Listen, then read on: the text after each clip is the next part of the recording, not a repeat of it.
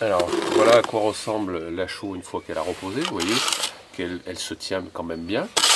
Elle est assez ferme, mais elle est aussi collante. Voilà. Alors il y a plein de façons d'appliquer la chaux. Déjà, si vous avez vu travailler des façadiers, ils ont une projeteuse. Il existe aussi la tyrolienne, mais là sur une surface comme ça, bien évidemment, aucun intérêt de projeter. Alors, deux solutions. Soit je prends avec ma truelle une noix de chaux que je vais étaler, comme ça. Donc, je prends sur ma truelle, et vous voyez que ma truelle a un certain angle. Il ne faut pas trop appuyer comme ça. Et de manière régulière, je vais remonter et je finis mon geste en appuyant presque à plat. Ce qui fait qu'en fait, je vais appliquer en fonction de l'épaisseur de ma chaux. Et vous voyez que ça fait une surface relativement plate. Ce qu'il ne faut surtout pas faire, c'est poser comme ça, tirer, et puis après, parce qu'au final, vous laissez pas de matière dessus, d'une part, et puis vous avez un bourrelet au début, et puis enfin, c'est pas cette façon-là qu'il faut appliquer. L'autre façon d'appliquer la chaux, ça va être de garnir son platoir, toujours pareil, appuyer légèrement, et puis au fur et à mesure qu'on remonte, on va appliquer de plus en plus. Le risque, c'est quand on s'arrête, si on a le platoir qui est collé au mur et qu'on tire, on arrache la chaux.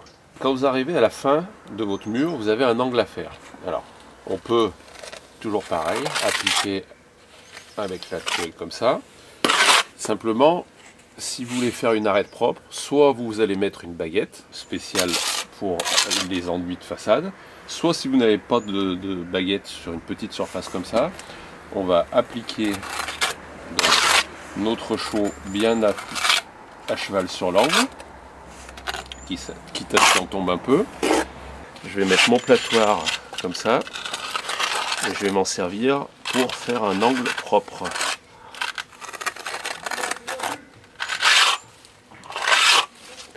Inutile de chercher à faire votre angle nickel tout de suite, puisque là la chaux est très fraîche. Quand elle sera un peu plus sèche, il suffira de racler propre pour avoir quelque chose de très net. Si par exemple vous appliquez pas assez de chaux à un endroit, quand vous allez lisser, vous allez obtenir ce genre de choses. Ici, des petites crevasses. Alors ne cherchez pas à lisser à tout prix, c'est uniquement parce que vous n'avez pas mis assez de matière. Donc vous allez reprendre votre platoir, regarnir un peu, et vous aurez la disparition de ces zones où il manque de la matière.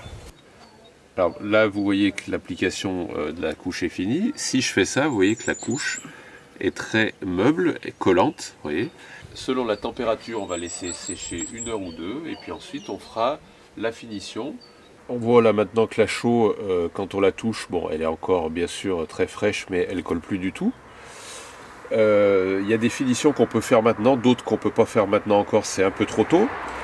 On a plusieurs types de finitions possibles. Alors ça, c'est une taloche à gratter, utilisable que quand on a fait des grosses épaisseurs. Là, on a mis 6-7 mm, si je gratte avec ça, j'arrache tout. Donc ça, c'est pour les façades, quand on a quand même un corps d'enduit qui fait 2 cm au moins.